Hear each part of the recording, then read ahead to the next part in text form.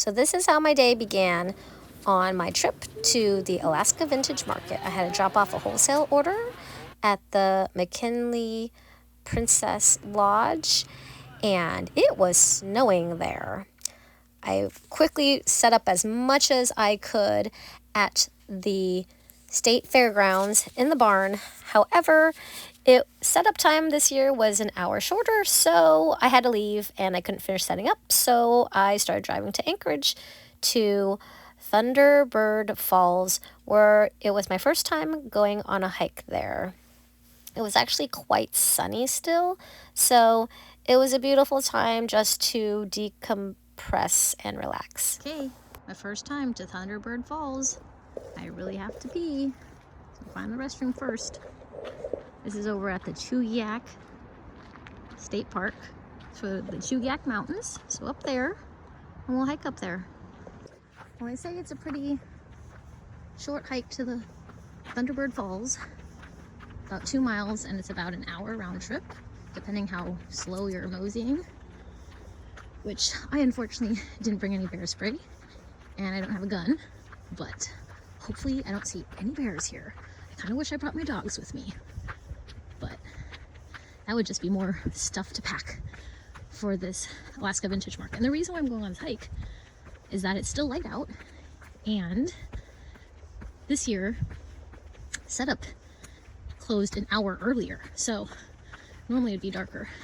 Now up in Fairbanks, where it's about 350 miles north of here, where I'm from, it's still light like until almost midnight now. So anyways, we'll see how this goes. How the trees are all greening up. The birch trees, they got baby leaves on them already. Crazy, I bet there's mosquitoes here too already.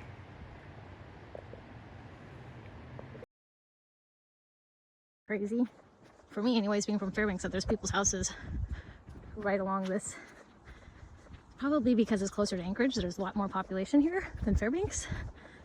But most people in Fairbanks don't have like a house right near a state park trail. So I'm actually going to be camping tonight in my truck. It's pretty comfortable. It's got really nice leather seats. It's huge. It's an F-250 King Ranch. So for me, who's only 4'9", I will definitely probably not even touch the other door from door to door in the passenger back part of the cab. So I don't actually have to sleep in the bed of the truck like I have before in Denali Park.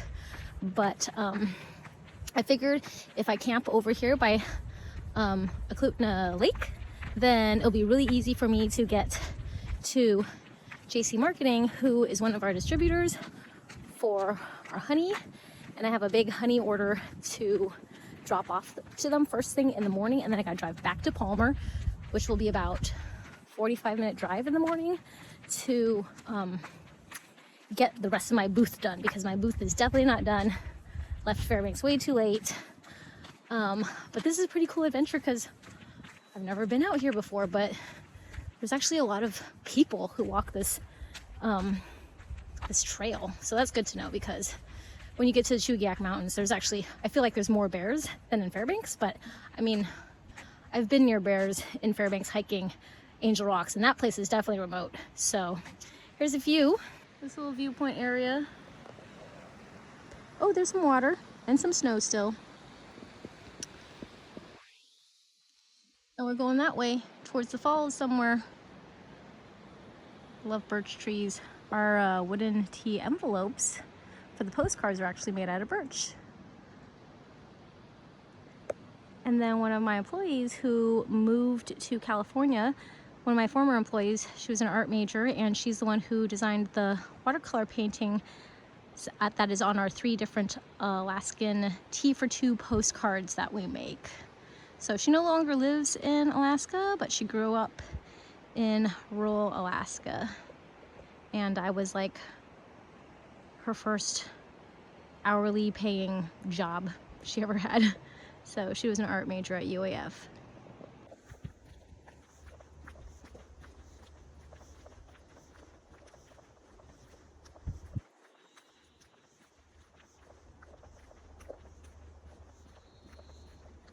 I don't know if you can hear the birds, but that's pretty cool.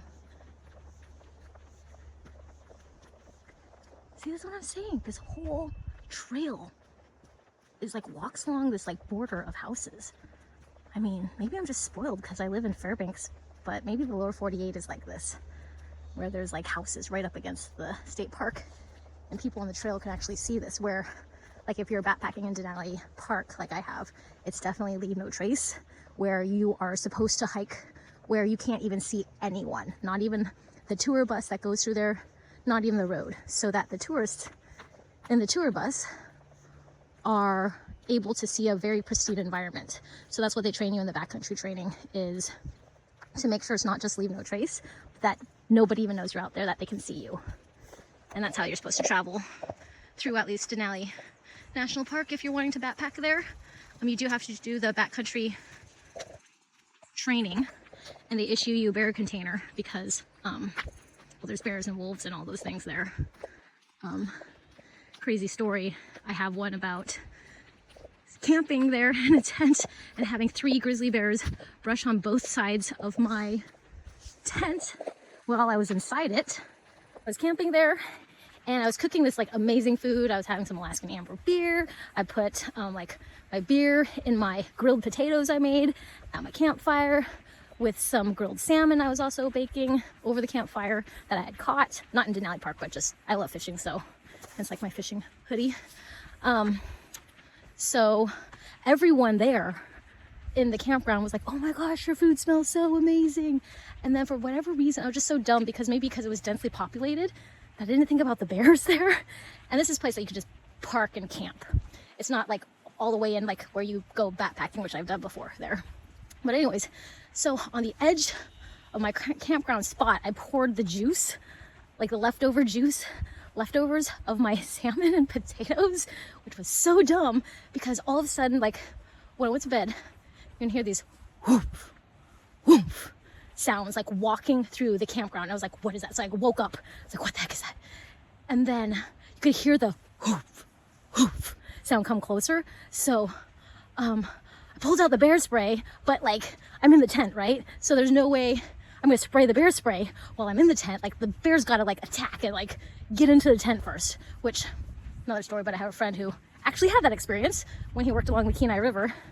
And so then you could feel like the tent came in, like I was sitting up, and on both sides of the tent, the bears like brushed up right against my tent. I was like, holy cow. And it was like the closest I've ever been to a bear without seeing it. Anyways, so then you could hear like other people also heard the bears coming through, and we knew there was 3 bears because of the tracks after we got out of the tents. Okay, so but we didn't get out of the tents right away.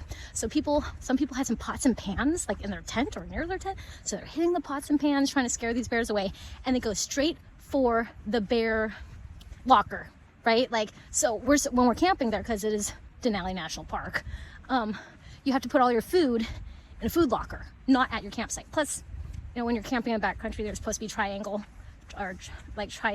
location of where you sleep.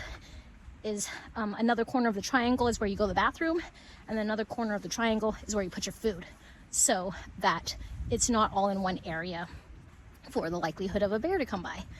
But anyways, so some people are hitting pots and pans, but then you can hear them like trying to rattle the chain of the food lockers. And I was like, oh crap, because I had leftover food. I had leftover salmon, raw salmon that was in there. And I was like, oh no, they're like going towards because they smell my food. So that's why they, you know, came up like right next to my tent. And then they're trying to hit the chain, and they're like, you could hear them smash, smash, like trying to hit the metal thing to like knock over. And they're trying really, really hard. And more people are like trying to like make sounds to make these bears go away. And so they eventually go away because they stop making that like, you know, bashing sound against the metal food locker. And they stopped, you know, trying to pull the chain to get into the food locker.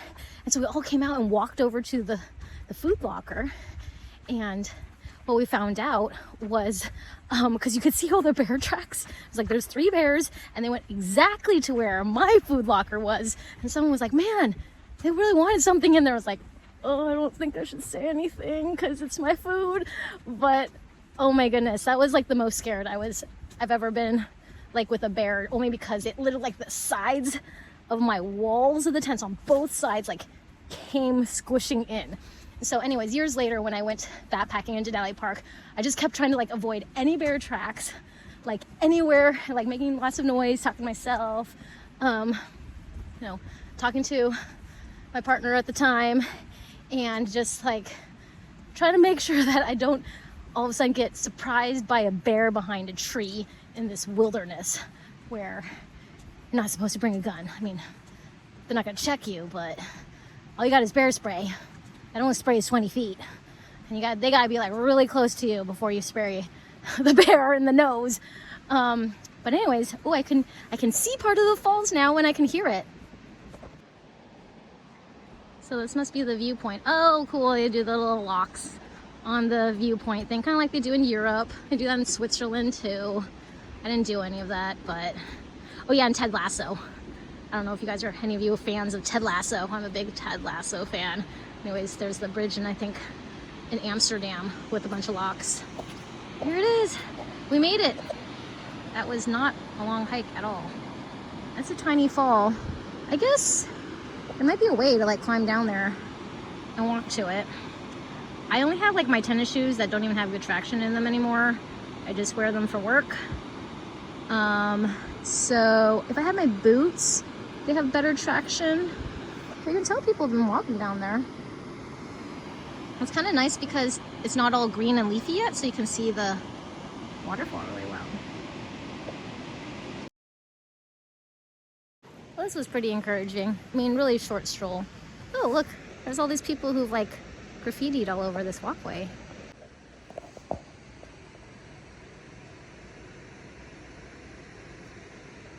I wonder how many of these people are still in a relationship. I'm always curious about that.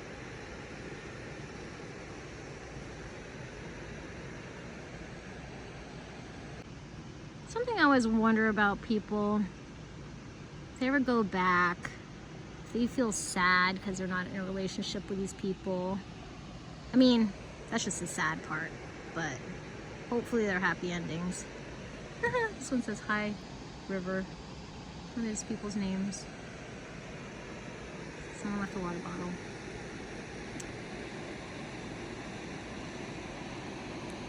Yeah, and these people with their locks, if they ever, you know, if they ever stay together forever. Think about all these people's stories. Oh, I didn't know like how long this hike actually was, because sometimes if they say an hour, like for me, pretty fast walking. I'm in okay shape. Haven't been to the gym in a while. Probably need to start going again this summer. And, well, it's always hard because I work a lot. I travel a lot. I think I was in Fairbanks last weekend. The weekend before that, I was back down here again in Anchorage. Now I'm in Palmer for 3 days through Mother's Day weekend, like I have for the last 4 years, by myself. And I do the show alone. I don't have anyone come down with me because it's also the opening weekend of the farmers market in Fairbanks, which is one of the, maybe number 1, number 2. It's definitely top 5 sales days at the farmers market for us at Sipping Streams. So I don't do that one. I come down here and other people do that one. And since the team gets spread out between the store, the pop-up of Fairbanks for the farmers market, and the pop-up here in Palmer, we need everyone on deck there.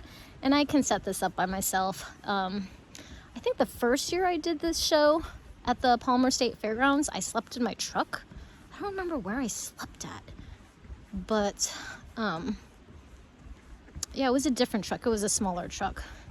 And then this year I got a 10 by 15 booth, so it's a little bit wider, so I try to bring more inventory and definitely a much more comfortable truck. Yeah, I didn't know anything about like Ford pickups. This is my first Ford pickup that I've ever owned. I usually own Toyotas. And so it's pretty, I mean, it's pretty nice only because it is like heavy duty. That would be 1 ton, a 250 diesel. It's mostly to like pull our 20-foot toy hauler for different festivals that we use it for, or for the state fairgrounds, where we can actually camp in it like an RV and then also haul all of our inventory which is probably about 3 pallets worth, but we needed a vehicle that was big enough to do that, because a Tacoma is not going to do that. I don't know if a Tundra could even do that. But we do have quite a few vehicles. We have my Honda Element, which was the first vehicle I ever had, like that I owned. Actually had to get a bank loan or car loan for it. That is awesome. That's my favorite car ever. It's not my first vehicle I ever had, but my first vehicle since I had the tea company. That was 18 years ago. So like a couple of years after that, maybe 2009 I got it. And we got a engine swap in it because the transmission was about to go out. So instead of just looking for a transmission, we decided to get a engine that was used that had a good transmission. So this engine swap, I think the engine only had like 80,000 miles on it. And if you could look at Honda Elements, they're crazy. Like they have like 150,000 miles, and they cost more than my Honda was when I bought it with 40,000 miles. So they're definitely retaining their value. They're great because I've camped in it. I've got fishing and dip netting with it. I've hauled tons of stuff for all my different shows through the years. So, I mean, now that I got engine number 2 in it, I think I'm just gonna keep it till it dies. And yeah, there's different things I gotta fix. I think there's some rust on the frame underneath, so try to look at that this summer and have one of my friends or my customers, he has a body shop in Fairbanks, so see if they can help me out by like cutting out the rust and like welding on some new metal on the frame. It's definitely not one that I'm gonna like resell. It's more for its usage.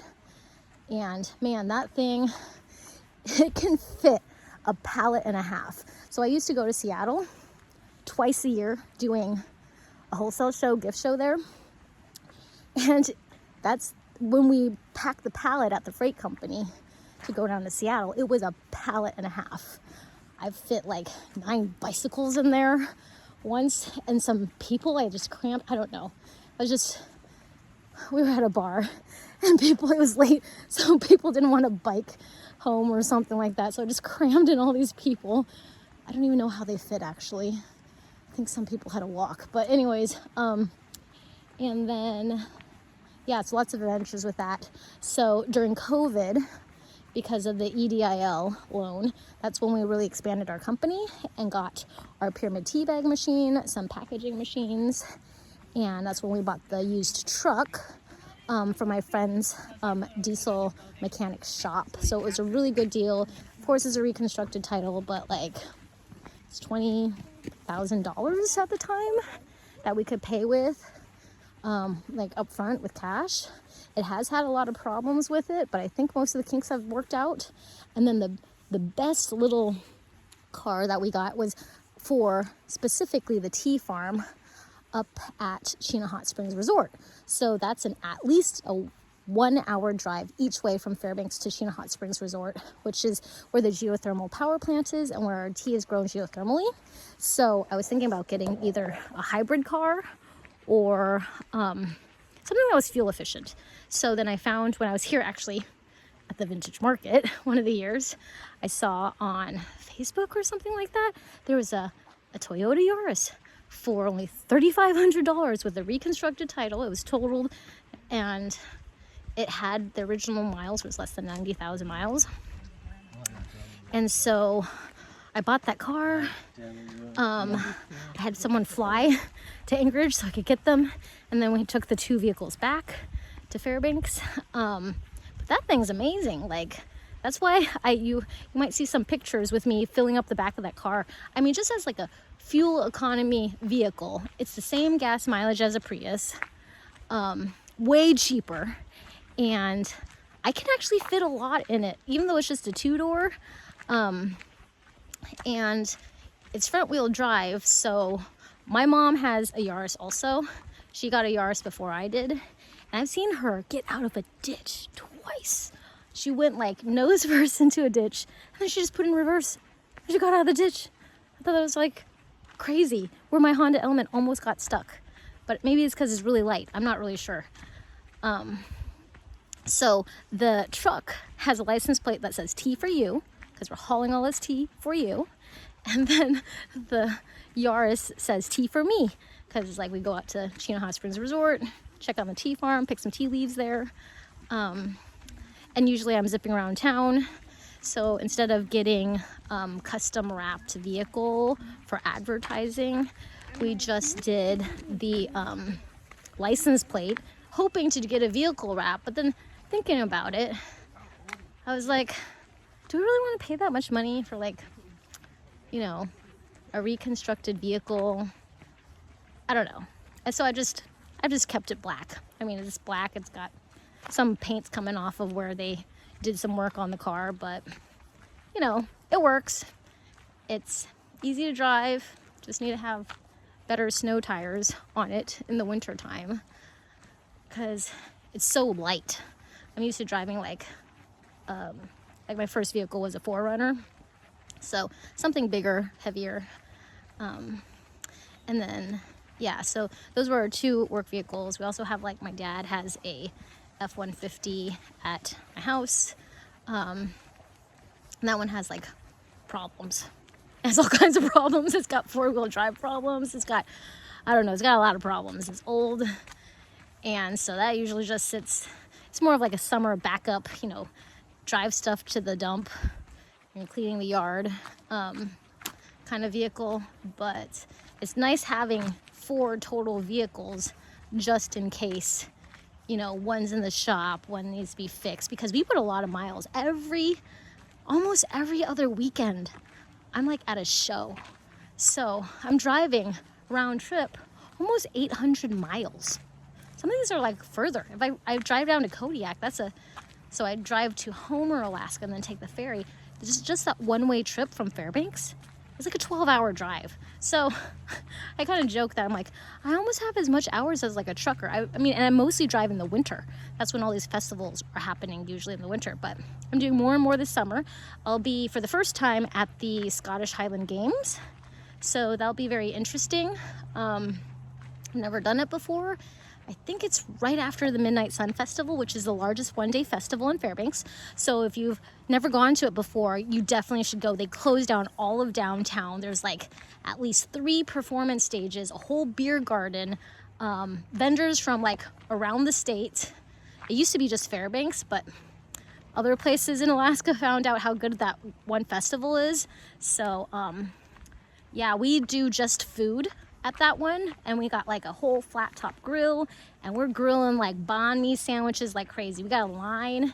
I'm pretty fast at like making these sandwiches and whipping everything up, but I'm always apologizing to people just in case. I'm like, sorry about the wait, because our line is so long. But you know, so far the past couple of years, people have said they honestly only waited 5 minutes. So that's just how fast we're moving with our team. So yeah, I do have some people who are interested in doing trade shows or pop-ups for us, but so far no one's worked out. So if you know anyone, or you're interested in working for us, traveling throughout the state, even places in the lower 48, we're looking to expand. We've done a show in Vegas already, and then where am I gonna be this year? I'm not going to Vegas this year, but I think I have another event at the same time, and we're expanding into hotels and to more restaurants. We're getting more and more customers down in the lower 48, some in France, some in Germany for wholesale. But oh yeah, I'm super excited about the cruise ships. So our teas are already on 2 cruise ships. One is the Seabourn Quest, and another one's a Holland America Eurodom ship. And then there'll be another Holland America ship later this summer. And my stuff has been on cruise ships before. So our Sipping Streams products, our tea and our honey, have been on cruise ships before. But that was years ago when we had a different distributor, and that distributor discontinued carrying all made in Alaska products. And so this is also kind of why I was late coming here to Palmer, because that yesterday morning was steam bun morning. So my dad and Brian were at the tea house making steam buns till at 6 a.m. And then we were trying to hurry up and get the order out to get on that seaborne luxury cruise ship. And then we were trying to pack the show, and by then the tea house was busy because, you know, you customers come in, and of course we give you the best customer service that we can possibly give you, with lots of attention, lots of knowledge and expertise. So that's happening this summer, is we're on cruise ships again, and hopefully next year we'll be expanded onto more cruise ships for our products. And then I will be also a guest experience lecturer on 2 cruise ships. One's traveling from, in June, I'll be traveling from Vancouver, Canada to Ketchikan. That's where I get off. I get off at Ketchikan. I don't go the whole 7 days, 11 days. I'm only on for half the cruise, and I disembark, and then they finish out the cruise. Maybe it's because of the sea days. So I'll be lecturing about growing up in Alaska, wild foraging, different ingredients, making teas, my knowledge and history about tea, and just making it a really fun, interactive experience for the guests on that ship. I don't know what the ship's name is. I gotta look at the details later. And then in July, I'll be traveling from Victoria, Canada, which is right next to Vancouver, and on a ship going towards San Francisco. I don't know if I actually hop off at San Francisco, or if I'm hopping off in Portland or Washington or something like that. So I'll be modifying my lecture to be fitting for the people traveling that route instead. And, you know, most of you know that I specialize in tea education. So it's not just about like Alaskan herbs, you know, wild plants like that, even though I've been doing that since I was a kid with my mom. But I specialize in actual Camellia sinensis plant. And I've traveled the world. I haven't traveled since COVID though. So I've been to India, I've been to China. I was thinking about like all my crazy adventures recently. I've been binge watching these dubbed Chinese dramas, and maybe they're Korean dramas too. I don't know. I haven't watched them like in years, but I started watching them on YouTube because I was like, maybe I need to refresh on my Mandarin, because I was born in Hong Kong, so I don't speak Mandarin, and my Mandarin that I do know is like specifically for the tea industry, which is kind of weird because I'm Cantonese. I was born in Hong Kong, and I don't know the tea terminology very well in Cantonese. But anyways, yeah, so I was like, I wonder if I could watch some like TV shows to, you know, try to like pick up some Mandarin. I've always been around Mandarin speakers, so I kind of get the gist of what they're saying, but it's practicing it, like speaking it is different. Like I don't even know what to say.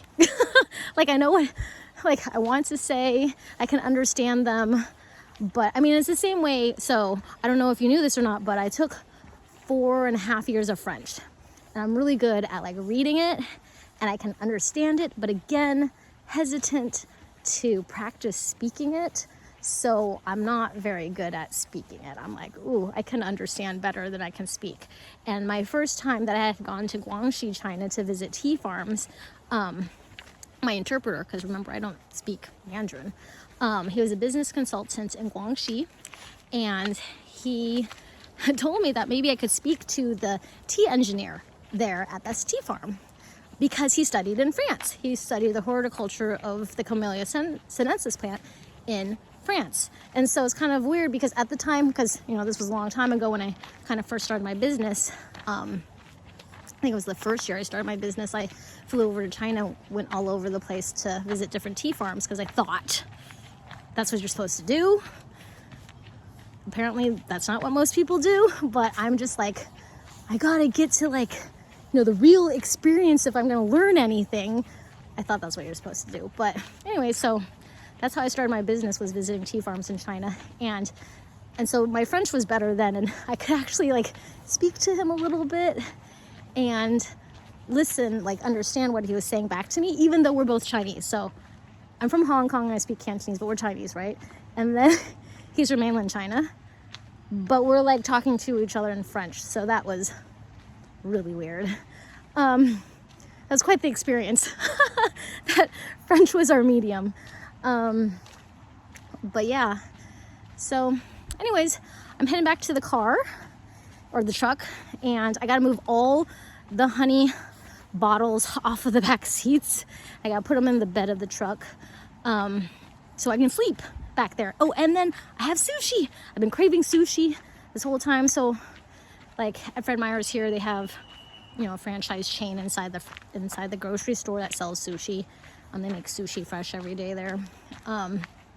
So I wanted to bring it on my hike. However, this is possibly bear country. So, and I'd never been here before, so I was not going to be bringing food, especially because of my salmon experience in Denali Park. So I'm quite hungry. I've eaten just snacks today. Like, I call it my brunch. It was an oolong tea, not one that we carry. It was a Taiwanese Alaskan. Sorry, that'd be a pronunciation in Cantonese, not in Mandarin. It's an oolong that my parents got when they were just there in Taiwan. They were like gallivanting all over Asia. You know, China, Hong Kong, maybe Malaysia, Singapore. I'm not really sure where they went. So they're gone for 3 weeks traveling. And so they got some of this oolong tea, and I haven't gotten to try it yet until today. So I had that on the way here and 4 hard-boiled eggs. So that was my brunch. And then later on I ate an apple. I ate some chocolate truffles from France from our trip that when I took my family to France, to Europe for Christmas on the Viking Rhine River cruise. So I still need to update my pictures on Facebook because I'm pretty sure they're going to get lost soon, because I think I only put like 3 days of our trip, like Switzerland, France, and part of Germany, but I didn't put everything up yet. That's just like hard to believe, because that was like my dream, my long-term dream, like my whole childhood dream was to go to France and go backpacking. Granted, I didn't go to France to go backpacking. But I went to the Alsace region, which I was super excited about, because there's this wine that I got from like the advent calendar from Costco, and it was an Alsatian wine, and I really liked it. So we actually did a food tour and got to try like local Alsatian wine. So I think I have like 3 bottles of wine that I brought back with me. And so for those of you who might be curious, like, well, I'm talking about wine and these different things. So when I went to school at Boise State University, I got my 2 bachelors of science there. I was a double major in athletic training, which is sports medicine and physical education, K through 12 teaching. So I'm a certified teacher, but I have an extensive math and science background. My English class, so I was only 17 years old when I graduated high school. I was going to turn 18, and I was the first person to graduate high school in my family, my immediate family, because my parents, they didn't have like a high school degree from Hong Kong. My dad left home when he was 13 years old as a merchant marine chef. So both my parents, like my whole life, they've been chefs, or now they're retired chefs. And anyways, my English class that I had there had a project where we had to do something about like a destination or history of Idaho, and I never, lived in Idaho. I didn't know anyone in Idaho. So we decided to do a group project. It was a group project, writing a paper on a place in Idaho, and we chose this vineyard there, Saint Chapelle. No, was it Saint Chapelle? I can't even remember. Maybe Saint Michel? I don't know. I'll have to look it up. But so I arrived before all of my classmates went. So I got like this mini tour before, and I got to do all this wine tasting and like smelling of the wine, and you know, all the things that you do depending on the different types of wines and the type of glasses that is. So that is my first experience of doing a professional tasting and being taught anything. Was actually wine. So that was before coffee, that was before beer, that was before tea. So it's very interesting how like it comes full circle, because in the tea industry you use a lot of wine terminology and techniques. The way that you smell things, the way that you taste things, the shape of the cup is very similar to tea tasting and how tea is judged, you know, in competition. Because we've won, if you don't know this, we've won 12 international awards for our teas and for our tea blends, and first place at the Top Tea Infusionist competition at the World Tea Expo, which is like the international barista competition. And that is like making the best cup of tea, competing against other people. Kind of like, yeah, like a barista competition, but for tea. But I grew up drinking coffee. I actually prefer black coffee. It was not, if you've read my book, The Essence of Tea, it was not my intent to become a tea entrepreneur by any means. Totally, yeah. Never dreamed that. Always thought I was going to something in the medical field. And life takes a lot of turns, and it's quite the adventure. So, but anyways, when going back to the vineyard, so when all the rest of my classmates came, because I arrived early, maybe because I was nervous that I wouldn't get there on time. I'm not really sure what happened, or if I got lost because I wasn't from there. The person giving us the tour carded everyone except for me. And I was technically the youngest one. I was only 17 years old. And they're like, oh, you're not old enough? Yeah, you can't sample the wines. I just didn't say anything. I just like sat there at the bar. But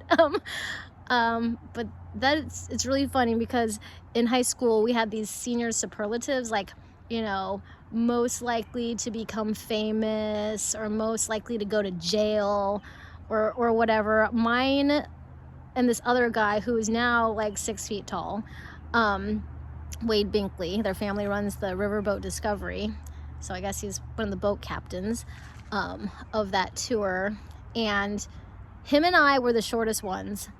And I mean, I'm still short, I'm only 4'9", but he and I were voted most likely to be carded after 21.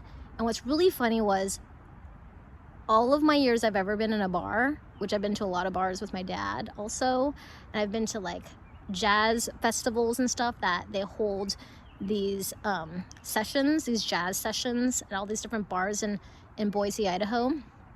I never got carded, not once, but all my friends did. So yeah, and then after I was 21, maybe I was 22, people started carding me, but it just never occurred to people. Maybe I look old. I don't think I look old. But all right, I'm gonna start getting my truck ready, since there's lots of light, to start moving all my boxes of honey to the back of the truck. Sleeping bag, my backpack, my money box, my clothes bag, my pillow. Brought a pillow this time. I usually like never bring a pillow. I just stuff my clothes in my sleeping bag and make it a pillow, or just no pillow. My snacks. Oh yeah, I gotta work on this tonight. It's bee themed for the show. The market is all bee themed, so I gotta string these up. Hopefully there's a needle to like make a garland out of these bees. And there's more honey actually in the front seat under my pillow. But yeah, this whole back of the truck was full of, well, 3 battery generators that we carry just in case for backup battery, because the electricity at this event's kind of janky and sketchy. So sometimes the battery or the electricity blows there. But so then I'm just gonna clear this off, and I got this super comfy leather bed essentially for tonight.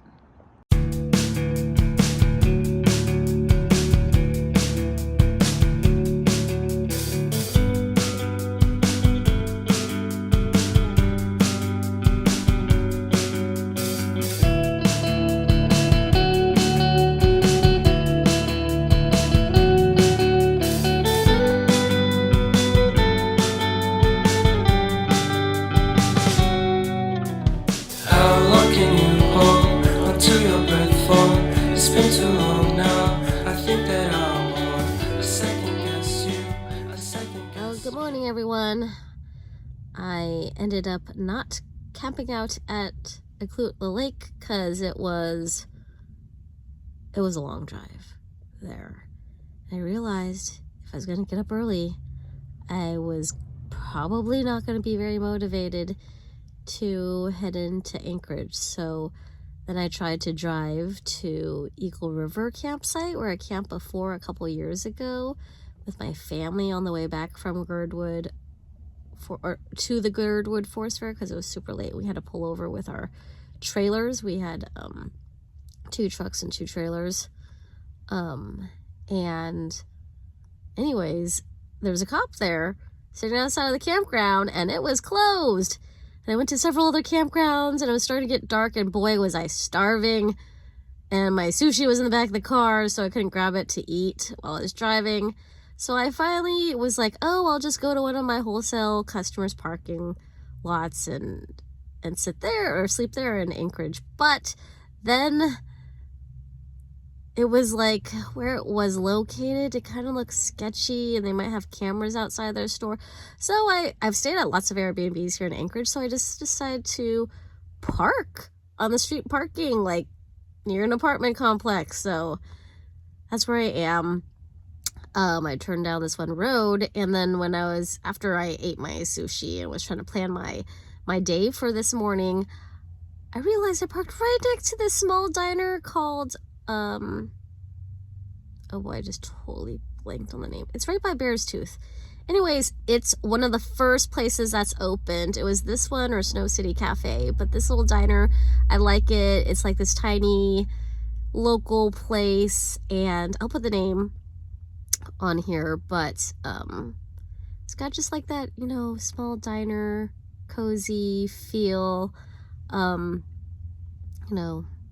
with your cup of coffee kind of thing. So, and then 2 blocks, or not 2 blocks, but not too far away is going to be the distributor. So they open early, and yeah, it was pretty cozy here, other than I got a little cold because my sleeping bag came off, so then I wasn't motivated to get up because I felt cold. So yeah, I gotta hurry up and get back to the booth and set it up the rest of the way. Here we are, Jackie's place. That's what it is. I just know where it is. And I like the people inside. Kind of cozy, kind of homey. Basic breakfast. I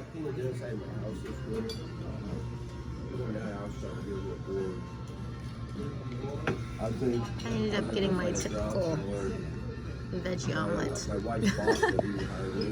Get as many veggies in as I can. I think that's what it is. If I could be, I would be a vegetarian. It's my nice warm cup of black coffee.